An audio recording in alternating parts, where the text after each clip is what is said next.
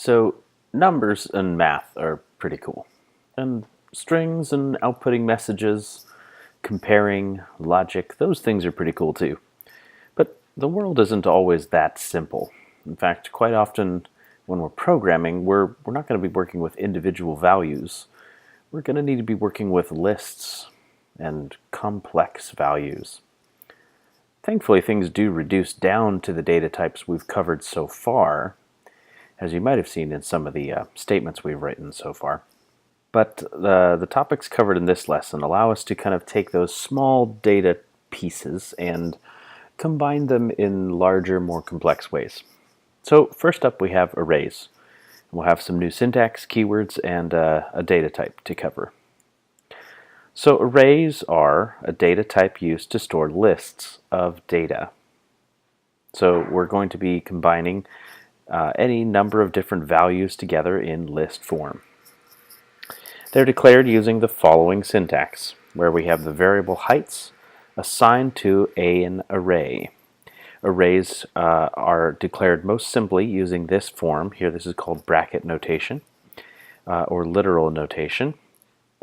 We open a bracket and then we list off the values with a comma between each value. It's also conventional to add a space between each value, but not required. The comma is what's required. Then at the end we have no trailing comma, but we do have a closing bracket and of course our semicolon to end the entire expression. Now here's the funny part. When we want to access any of these items, say we wanted to find out what the second item in the list is, we can access them by calling their index number. However, these count up from 0. So the first item, the 47 in this case, has the index of 0. The second item, 48, has the index of 1. And 49.5 has the index of 2, etc. So as long as you can remember that whatever item you want, you need to subtract 1 from it, you have its index. Then to actually call this out, we would call the variable, heights in this case, and then inside of brackets we call the index number. What I usually say is heights sub 0 or heights sub 1 to describe what's going on here. So what we would simply do here is, or what would result with this is we would see a 47, then a 48, then a 49.5, and then a 53, calling these out in this order. So before we move on to objects, let's go practice with this in Codio. Here I have the lesson for demo up, and you can work along with me if you'd like. But really the idea is here for you to practice on your own. So if you'd like, you can read the prompts here and pause the video and try to solve them yourself. But assuming you're ready to see how I would solve these, here we go. First up, we want a list of 4 friends. So I'm going to create a variable called friends. I'm going to assign to it an array. So friends are going to be, a comma-separated list of values, and we're going to want 4 of them. But what kind of data type are we going to use to store names? Probably strings. So we would have 4 strings. And then the friends are all up to you. So I've got Scott and Eric and Tim and John. All right, there are my friends. We can test this by, of course, console logging friends. And then we can preview. Now, note that as you preview in this demo, you're going to want to do preview current file, because we're going to be having several files in subfolders as we move through. So make sure you do current file. And we're going to open up the console, and you can see there's an array. It's got 4 items in it. Perfect. So Scott is 0, Eric is 1, Tim is 2, John is 3. Nice. All right. So we've practiced with item number 1. Item number 2 says build an array of at least 3 numbers. Okay, so in this time we were told that we needed to have a number data type. So at least 3 numbers. How about 4, 8, 15. Cool. So in this case, instead of using strings, we just used plain old numbers. And if we console log this, we should see some numbers. Yep, 4, 8, 15. Great. Number 3 says, display the name of the third friend in your list of friends in the console. All right, so of course we're going to go console.log.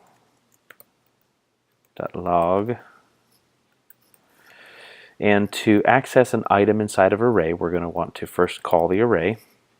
Then we're going to use brackets, and inside the brackets we're going to put the index number of the one we want. So if we want the third friend, that would be index 2.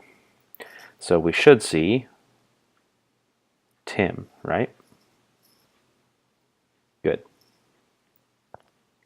All right, now for this one we're going to add, number 4 that is, add the first and second numbers from your list of numbers and display the results in the console. So the first and second numbers are going to be index 0 and 1, right? So what we might do is create a new variable called sum and assign to it, what we're going to do is add 1 and 2, right? So in the place of 1, we're going to want to call nums 0. In place of 2, we're going to call nums 1. All right, makes sense. So we've just got an addition operation, and we have 2 values, 1 on each side. The first value is coming from the 0th index, or the first index from the variable nums, which is the number 4. The second number is coming from the first index. Just there's no nice way to say that, is there? The 1th index, which is the second item in the nums array. So we should have 4 plus 8, which should be 12. So if we console log sum, it should be 12. Cool. All right. So carrying back to our presentation, we'll pick up now and talk about another data type called objects. We'll have new syntax, new keyword, and new data types to talk about here.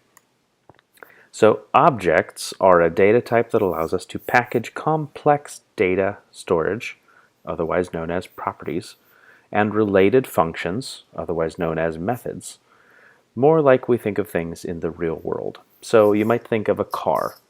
A car has properties like color and number of seats and number of doors and let's see, miles per gallon and horsepower.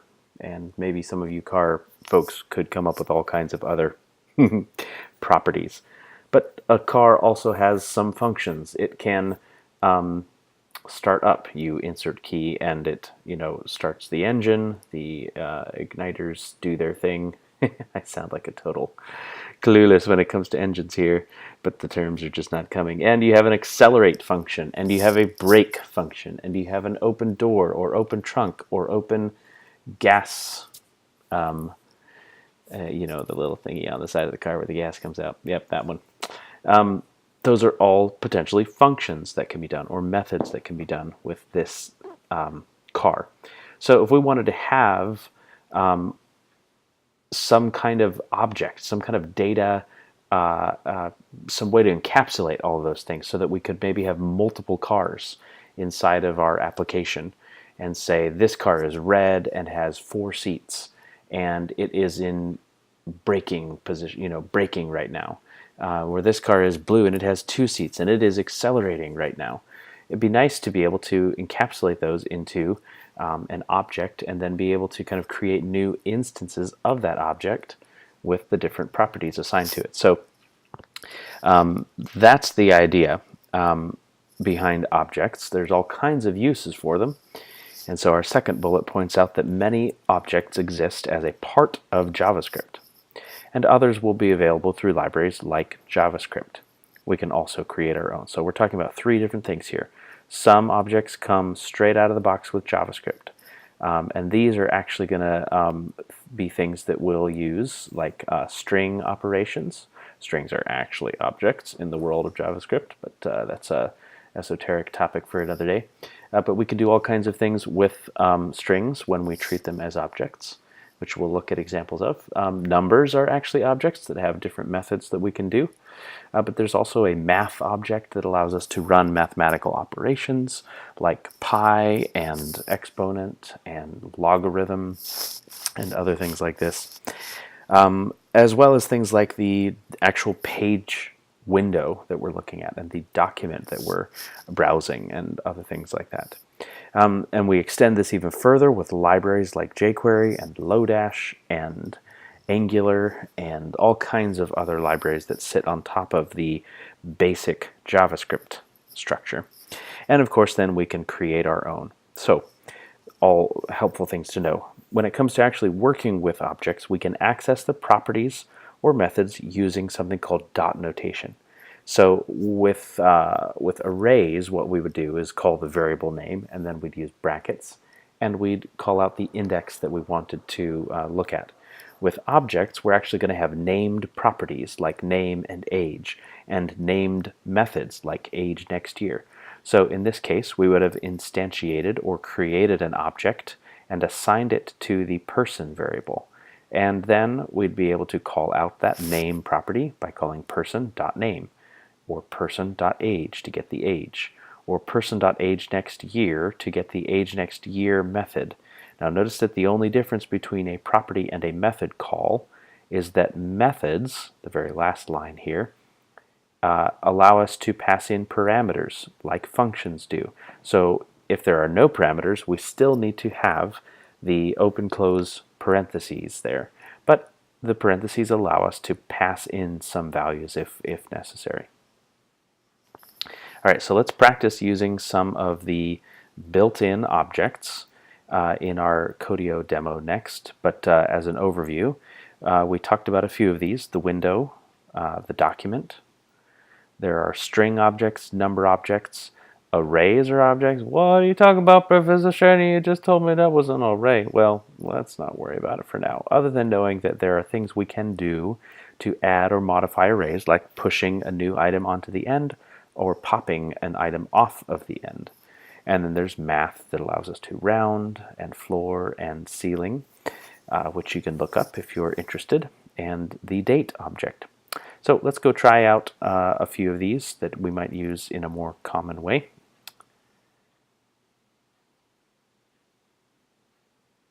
All right. Let's see, something didn't quite update here, so I'm going to just make a point that if you want to follow along with this, and yours happens to look like this, you need to change the thing called phrase to 12.55, and the variable needs to be called price. So that now correlates to the instructions. I'm going to try to fix this by the time this launches for you guys, so you might see exactly this. Hopefully that's the case and we don't have anything else to worry about. But moving on, let's take a look at what to do next. Yeah. Okay, so what we're going to do, again, if you want to try things out first and then come back and watch my example, feel free. So we're going to use the string object's replace method to find $signs in the variable price. So this is the variable price we're going to be dealing with. Notice it is a string. Even though it looks like it has numbers in it, there's a $sign there. $signs are not part of numbers. They designate a number as a currency, but it had to be a string in order to get that $sign. So maybe we want to treat it as a number down the road. We've got to first strip that $sign off. So what we have to do is replace the $sign with an empty string. And then we're going to show the result in the console. So I give you an example of how strings typically work. So we have the original string here, var price. We're going to go var new, let's see, price sans dollar. And so that's going to be price dot replace. And then what we do here is we have two parameters.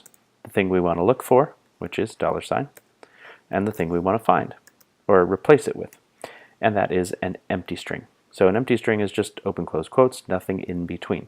So anytime we find a dollar, or when we find the $, we will replace it with nothing. Okay, now we can console log price sans dollar. And we should see just 12.55. Need to make sure I do a fresh current file here. Surely there's a built-in for that. Price.replace is not a function. What's the problem there? Ha! Yeah, so the problem here is just we've got a conflict in the variables, in that here we define price as being a string with this $, but before I do this little operation, I changed the value of price. So another little fix we're going to need to make here. Let's just move this up so that it happens right after this actual price here. And that should do it. So basically, when we put it down here, we were doing it after price changed to be a 4. But when we do it up here, price is still the string, and so price.replace should still work. So there it is, 12.55, no $, mission accomplished. All right, now for number 2, we say use math's floor method to round num down to the nearest integer. So this is pretty easy. We're going to go console.log because we want to see the result. And inside of that, we're going to just do num.floor. So floor rounds a number, but rather than rounding it depending on the decimal value, it always rounds it down to the lowest integer. The inverse is ceiling, or ceil, which always rounds it up to the nearest integer. So let's see. And actually, we can't do that. We have to go math.floor and pass num into math.floor. So take note of all the parentheses.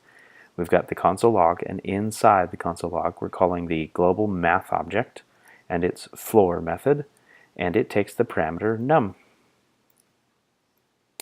So 45 is the correct answer. So just to show you what ceil does, we should see 46 versus just plain old round. In this case, would round it down, right? Since 0.32479 rounds down to 45. Yep. But if it was 52475, it would round up, because that's the round is dependent on the decimal value, right? All right, last of all, we're supposed to take the price that is assigned the number 4, and we're going to use the toFixed method to format price so that it has 2 zeros after the decimal. So let's check it out. If we go console log and we do price.toFixed with nothing, what happens? Okay, nothing happens to it. So if we pass in a 1, let's check out what happens then.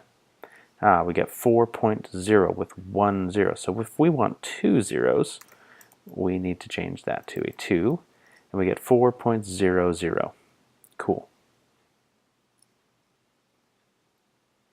All right, so we've worked with some built-in objects. We'll learn even more about some of the other ones as we keep moving through the course. Next up, we're going to want to look at building our own objects. And so let's take a look at that. So we can define our own objects on the fly with something called literal notation. And this is something we would do if we really only want to have one instance of this object that is kind of assigned to the variable person. Or at least if we don't mind entering all of this over and over again. So we would say the person has a name property, age property, height property, and age next year property that increments age by 1 and returns that value. Okay, so we've assigned that object to the person variable, and the idea here is that we just inside of braces, see how what's assigned to person is a braces set, a code set, and we'd actually need a semicolon on that very last line, by the way. And then inside of this we have the name value pairs, where the property name is entered, followed by a colon, followed by the desired value, followed by a comma, as long as there are more values. So we have The name property assigned Phil Shanley. The age property assigned 31, which is no longer accurate. Sad to say. And height, same old height though. Okay, so that's the idea of creating objects. But it's more likely that we want to reuse objects. So we can also declare them as a predefined class with a constructor notation like this, where we define a function, and for that first placeholder we name the object or class, and it's usually capitalized. That's a convention. Then in the placeholder for 2, we can pass in any parameters that we want to use for setting up the object. Then for the 3a and on as many as needed, we can define properties, but we call this dot, and then we enter the property name and assign values to them. We can do the same thing with methods by saying this dot something is assigned a function, and these would be anonymous functions in these situations where we assign that function to the method name. This is one way to do it. There are many ways to do it. So here is an example where I have a book class defined. I'm passing in a title, author, and year published. This allows the user, when they create an instance of this book, to provide the value they want for the book's title, author, and year published. So then you see we define some properties, title, author, year published, those all make sense. And notice that they're assigned the parameters that are passed in. So the title that's passed in is assigned to the title property. The author that's passed in is assigned to the author property, and the year published is assigned to the year published property. But we have 2 other properties that we don't deal with as incoming parameters. These are the checked out and checked out to properties. So we've set checked out as false, so the idea is the book is not checked out until we change that to true. And checked out to would allow us to store the name of the person that we've checked it out to. So if it's not checked out, then this would be an empty string. So then we have some methods, because at some point we're going to want to check the book out to someone. So this allows us to pass in the name of the person we're checking it out to, and the checked out property gets changed to true, and the checked out to property gets changed to contain the value of the person's name that we've passed in. Then we can invert that with this.checkIn, where we set checked out to false and checked out to back to an empty string. So let's go play around with this. Oh, actually, no, before we play around, we do need to look at this. So that's all great. This last slide, we can create basically a prototype for a book, but we haven't actually created an instance of book or an actual book yet. We've only provided the kind of structure for how books should work. So if we wanted to actually create a book, we would usually declare a variable in placeholder 1, and then we assign to it, and we use the new keyword, and then in placeholder 2 we would name the object or class that we want to call. In this case we might have the book object named, and then 3, of course, we're going to pass any of the parameters that are needed for that object.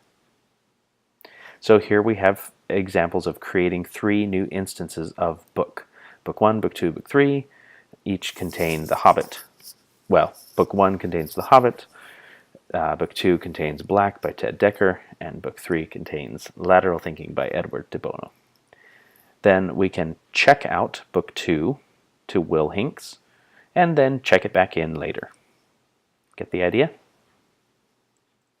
So over in Codio, we can play around with this a little bit. First of all, let's practice creating our own objects.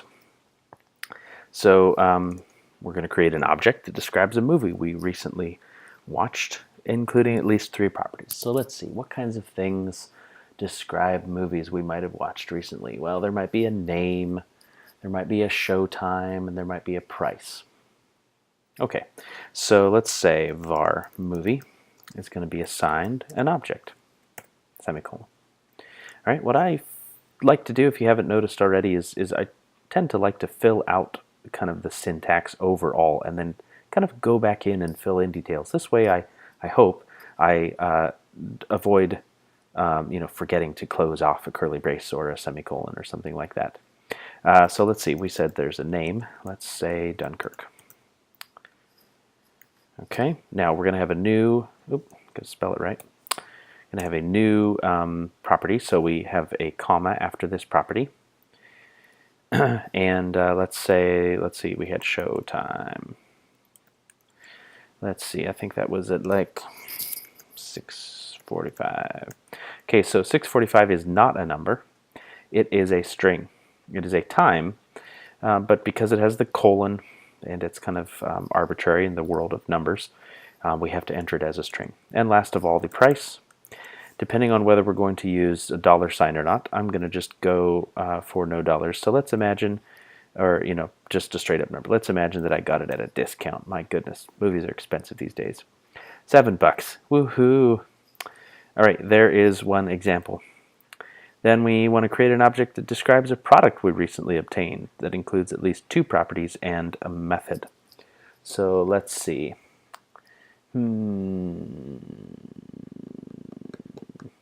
I bought an Xbox recently, so let's go var Xbox.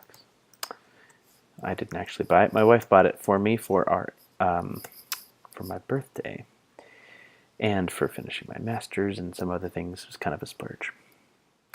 So let's see. It had a version. Well, it was the Xbox One. And let's see, purchase date.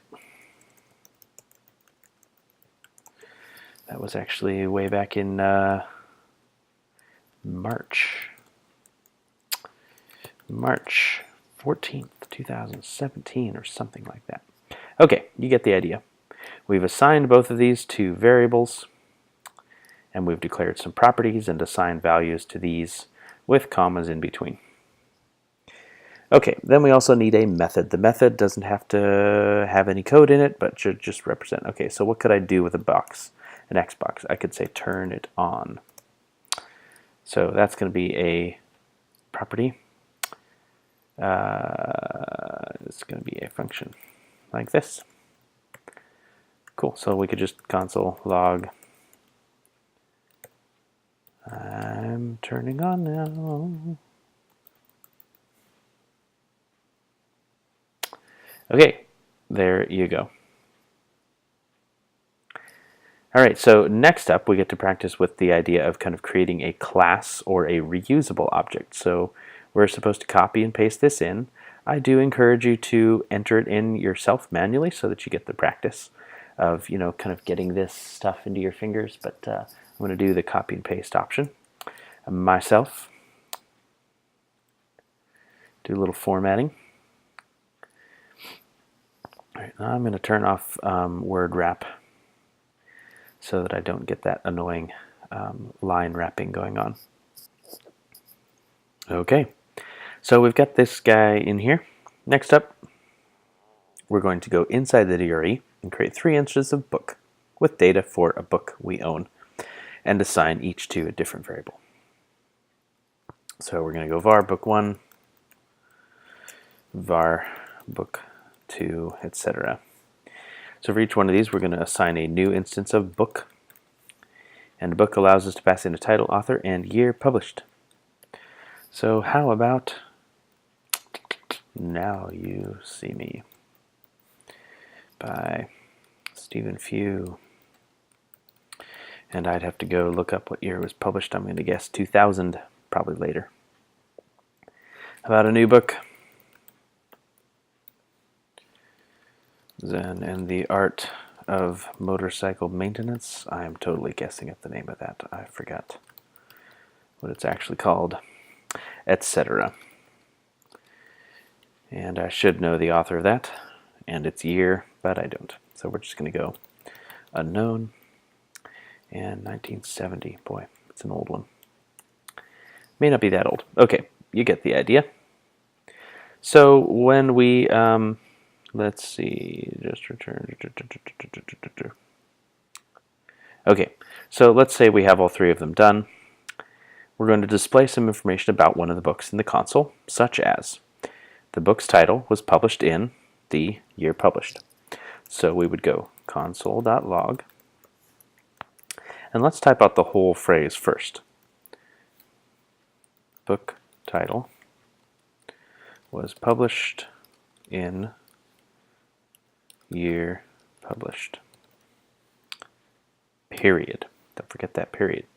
Okay, so now what we want to do is go back in, and instead of these variables, we're going to want to concatenate in, instead of these placeholders, I should say, we're going to concatenate in the actual value we want. So we're going to use book 1. So we go book 1 dot name, or book 1 dot title, I guess. And then we have to concatenate that on. Now notice that I left the space there so that we have a nice formatted space between the two. Same thing over here. We're going to end our string there and concatenate in year published, book 1 dot year published. Now we want that period at the end, so we're going to have to concatenate again and open a string that just contains the period. So if you follow, book 1 title concatenated with was published in, spaces on either side of that string, concatenated with book 1 year published, concatenated with period. So let's check it out. I'm going to preview current file. Now you see me was published in 2000. Perfect. All right. Now we're going to check out a book to our friend Sam. Good old Sam. So let's check out book 1. Check out. And then we have to pass in Sam as who it's being checked out to. Then check out another book to my friend Jess. So book 2, whoops. Checking out to Jess. Then we're going to check back in book 1. So book 1, check in. And I better spell that right. Book 1, check in. All right, so we checked out book 1 to Sam, checked out book 2 to Jess, checked in book 1. So if we go refresh, we should see some console messages that tell us about that. So there's our two, so there's the first thing we did, but now here's the check out to Sam and check out to Jess, and then checked in from Sam. Now you see me. Nice. So notice how efficient we were able to do all that because we had created this prototype for book. And then we just created 2 instances of book, and you might have created a third. And we did some nice cool stuff with it because we had all that data encapsulated. Cool. All right, time to get serious. Now we're going to blow our minds and talk about combining books and arrays. Because it's possible that we want to keep a list of these complex things that we've already described. So just in this case, we might have a bookshelf full of books, and so we want to create a books array, and each item in that array should be an object. That is a book object. So you can see how I did that here. And we can store arrays on objects to keep track of lists inside of those objects as well. They work both ways. So we can have an array of objects, and we can have a property in an object that is a list of things. So check this out. Sorry, no pun intended. Here we have modified our definition of book so that instead of, we have checked out to still, that allows us to say, hey, it's checked out to Sam. But when we check it back in, we can keep a list of the people that had previously checked it out. So Sam might move from checked out to on to being a new item on the end of the previously checked out array. So we would keep an ongoing list of the people we've checked the book out to over time. All right, so that's an example of an array that's a part of an object. There's a list of people that checked out this book. Okay, but we can also create lists of objects, which we saw on this slide earlier. So let's go play with this. All right, so number 5. Here we are. We have this stuff in here. We have one book to find. So add this property to the list of properties on the book. So we're going to open here, like we saw in the slides. And we're going to go previously checked out to. And it's assigned an empty array. So that's just an array with no items in it. And we're going to add items when we check the book in. So now under the check-in method, we're going to add this previously checked out to, and we're going to push onto it. Oops, let's do it up here. Let's see. At the very beginning, it says. So here we go. So this previously checked out to dot push. So this is an array, and we're pushing onto that array a value. What value?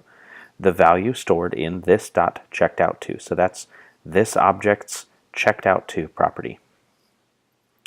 And then the rest should be very similar to what we had before. Okay, so with those two things in, now we're going to check out book. We're going to check out to one of our friends. Let's say Eric. So Eric has checked out my copy of The Hobbit. And then check it back in. Book.check in. Okay, then repeat this for 2 more friends. Whoa. Out. We're going to check it out to Scott next. Everybody wants my copy of The Hobbit, apparently.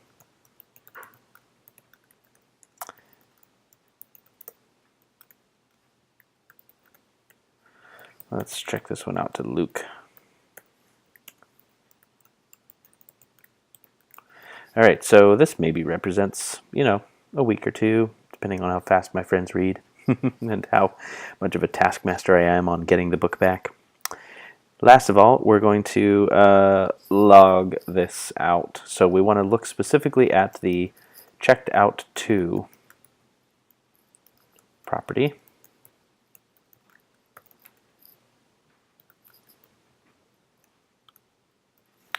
Previously checked out to. When in doubt, copy paste so you don't have errors. So we'll be able to see the overall list of who all checked out the book. Oops, I need to make sure I'm previewing the right page. Here we go. All right, so The Hobbit is now checked out to Eric, and then he checked it in. Checked out to Scott, he checked it in. Checked out to Luke, he checked it in. So we should see Eric, Scott, and Luke in my array of previously checked out. Good, it worked. All right, now we're going to create a library. So we're going to go var library, and we're going to assign to it an array, right? So we're going to store book in here. So we've got a value that we're just passing right in because that's actually a variable. But we can also manually create two more new instances of book directly on here. So new book. So we could do Silmarillion by the illustrious J.R.R. Tolkien. Boy, and I think that one was up in like 1970 something. And did you know that his son just recently published another book? I forget what it's called. The next OTR almost book. And he started using his name on these. And that was 2017. What fun. Okay, so we have a library that has The Hobbit stored in book, and then 2 new instances of book. All right, and it says, show the value of library in the console.